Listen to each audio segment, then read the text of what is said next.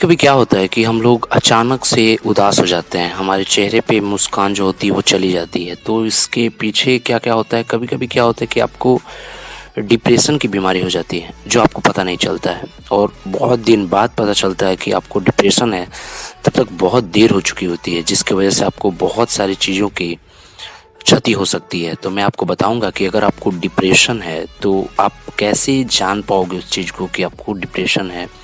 कैसे आप उस चीज़ को पहचानोगे कि आपको डिप्रेशन हो गया है। मैं कुछ चीज़ें आपके साथ शेयर करूँगा, उस चीज़ को आप समझिएगा। समझने के बाद आप इस वीडियो को पूरा देखिएगा ताकि पूरा क्लियर हो जाए। अधूरा वीडियो देखिएगा तो अधूरा ज्ञान मिलेगा, फिर आप दोबारा आकर फिर इसी वीडियो को देखिएगा। तो इसलिए पूरा वीडियो एक ही बार में देख लीजिएगा ताकि आपको ये क्लियर हो जाए कि ये प्रॉब्लम आपको है कि नहीं है। चलिए शुरू करते हैं। डिप्रेशन के लक्षण क्या-क्या होते हैं? कारण, इसके बारे में हम लोग बात करेंगे। देखिए आजकल क्या हो गया कि बहुत ज़िंदगी, हर किसी की ज़िंदगी बहुत तनावफुल हो गई है। बहुत सारे काम को लेकर आदमी का जीवन तनाव में ग्रसित होते जा रहा है धीरे-धीरे। बहुत सारी चीज़ों की चिंताएँ हैं, बहुत सारे तनाव है, बहुत सारी चीज़ों का बोझ है आजकल के आदमी पे। तो इसकी वजह से चिंता बढ़ रही है। चिंता की वजह से आदमी क्या होता है, धीरे-धीरे डिप्रेशन में जाना शुरू हो जाता है। तो मैं आपको बताऊँगा कि कैसे आप उस चीज़ से बच सकते हो, हर चीज़ को करते हुए उस चीज़ से कैसे बच सकते हो, डिप्रेशन में जाने से कैसे बच सकते हो और आप डिप्रेशन की बीमारी ना हो, इसके लिए आप क्या-क्या शुरू से ही प्रिपरेशन करके रख सकते हो।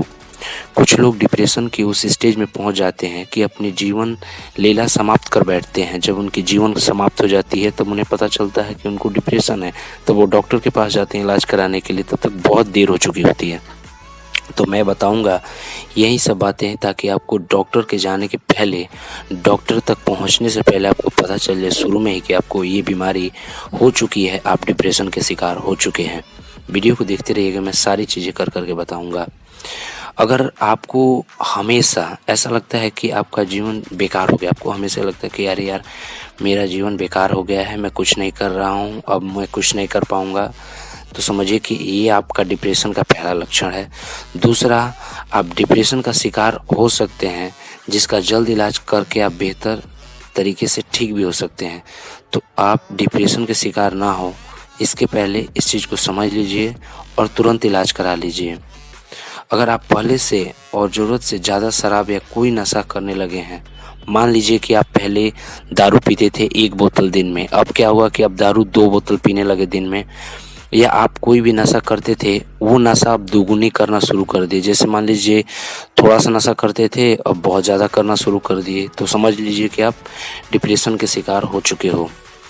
अगर आप छोटी-छोटी बातों पर बहुत ज़्यादा आक्रामक हो जाते हैं, बहुत ज़्यादा गुस्सा शुरू कर देते हैं, क्या होता है कि अगर आपको छोटी-छोटी बातों पे, किसी की बात पे बहुत ज़्यादा गुस्सा आने लग रहा है, एग्रेसिव हो जा रहे हो, ऐसे लग रहा है कि उसके साथ युद्ध करने वाले हो, मतलब पूरा अंदर से एक्साइटेड हो जा रहे हो, वहाँ पे ऐसे लग रहा है कि कोई बहुत बड़ा पहाड़ तोड़ दिया उस लड़के ने, बहुत बड़ी गलती कर दी, तो समझ लो कि आप आक्रामक हो रहे हो, बहुत जल्दी गुस्सा हो रहे हो, तो समझ लो आपको डिप्रेशन का इलाज शुरू करा लेना चाहिए या चेक करा लेना चाहिए कहीं कि आपको डिप्रेशन तो नहीं हो जाए। डॉक्टर के पास जाके इस चीज़ का सलाह ले सकते हैं अगर आपको बहुत ज़्यादा गुस्सा आना शुरू हो गया तो।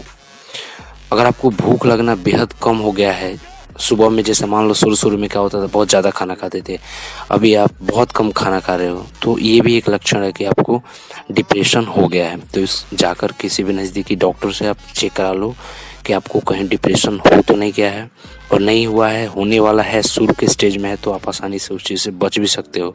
लेकिन अगर लास्ट स्टेज में जाओगे डॉक्टर के पास, तो वो भी आपको कुछ नहीं कर पाएगा और आपको बहुत सारी चीज़ों का नुकसान हो सकता है।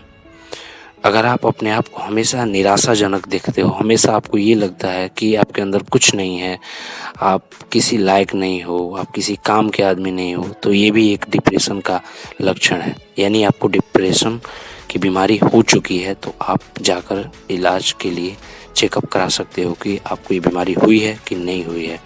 अगर आपको रात भर नींद नहीं आती है, पहले क्या था कि आप बहुत ज़्यादा सोते थे, अब सो नहीं रहे हो, तो ये भी एक लक्षण है कि आपको डिप्रेशन हो गया है या होने की स्टेज पे है, तो आप इसका चेकअप करा सकते हो। कोई काम करते हुए दिमाग कहीं दूसरे तरफ, जैसे मान लो कोई काम कर रहे हो, दिमाग आपका दूसरे तरफ है, तो ये भी एक लक्षण है कि आपको डिप्रेशन हो गया है। डिप्रेशन होने के क्या-क्या वजह हो सकते हैं? आपका देखिए लाइफ़स्टाइल हो गया, दोस्तों, घरवालों या रिश्तेदारों से संबंध हो सकते हैं। ये भी एक क्या होता है कि आज आप किसी को मान लो कि कोई आपका दोस्त है, बहुत अच्छा दोस्त है, वो आपको छोड़ दिया तो उसके बारे में हमेशा सोच रहे हो। तो ये भी एक कारण है कि आपको डिप्रेशन इससे भी हो सकता है। अगर आप हमेशा अकेला रहते हो, हमेशा अकेले घूमते रहते हो, हमेशा अकेले घूमते हो, अकेले रहते हो, अकेला ही जीवन ऐसा लगता है कि आपको अकेले रहने में मज़ा आता है, तो ये भी एक कारण बन सकता है आपको डिप्रेशन में ले जाने के लिए। परिवार वालों के साथ ज़्यादा नहीं रहते हो, ज़्यादा दोस्तों के साथ कभी घूमने नहीं जाते हो, तो इससे भी क्या हो सकता है कि आपको डिप्रेशन की बीमारी हो सकती है। आपको मान लो कि पैसे की कमी है या पैसे की ज़्यादा ज़रूरत है और उसके बारे में ज़्यादा सोच रहे हो, तो भी आपको डिप्रेशन की बीमारी हो सकती है। तो सोचने से अच्छा है कि करो कि कैसे करोगे कि पैसा आएगा, तो करना शुरू करो, सोचना बंद करो। कुछ तनाव किसी ज़िंदगी में किसी तनावपूर्ण चीज़ को लेकर अगर आप हमेशा सोचते हो उसके बारे में, तो भी आपको डिप्रेशन की बीमारी, ये भी एक कारण है जिसकी वजह से आपको डिप्रेशन की बीमारी हो सकती है। या और जैसे मान लो कि बचपन में किसी चीज़ का अभाव हो या किसी भी चीज़ को आपको नहीं मिला है, तो उससे भी आपको डिप्रेशन हो सकती है। उस चीज़ के आप बहुत चाह रखते हो और वो चीज़ आपको नहीं मिलती है, तो उसके बारे में सोचते हो ज़्यादा, तो इससे भी आपको डिप्रेशन की बीमारी हो सकती है। मान लो ज़रूरत से ज़्यादा आप कोई नशा करते हो, शराब पीते हो या ड्रग्स लेते हो, कोई भी ड्रग्स लेते हो, तो भी आपको डिप्रेशन का बीमारी हो सकती है इसके वजह से भी।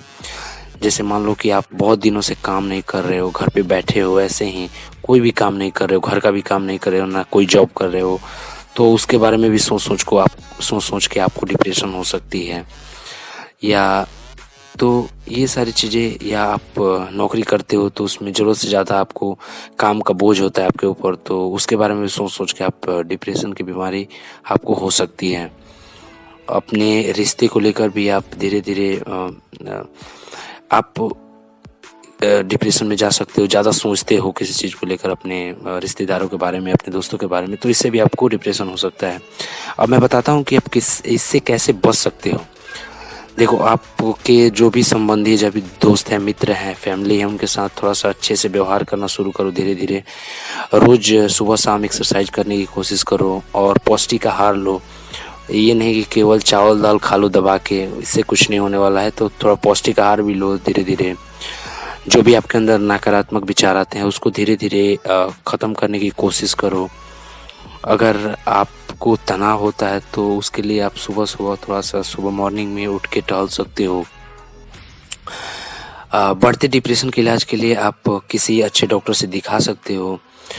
अगर मान लो कि आप असफल हो गए तो आप घबराओ मत, फिर सोचो कि मैं इस चीज़ को कर सकता हूँ, कर लूँगा, तो उससे भी धीरे-धीरे आपको डिप्रेशन कम होने लगेगी। और हँसते रहो, मुस्कुराते रहो हमेशा और अच्छे पॉजिटिव थिंकिंग रखो। तो बस यही सब निवारण है इसका, और कुछ नहीं। और मैं उम्मीद करता हूँ कि वीडियो आप लोग को पसंद आया होगा। ये वीडियो पसंद आया तो प्लीज़ लाइक कर दीजिए। आप लोगों ने मुझे इतना समय दिया, बहुत-बहुत धन्यवाद।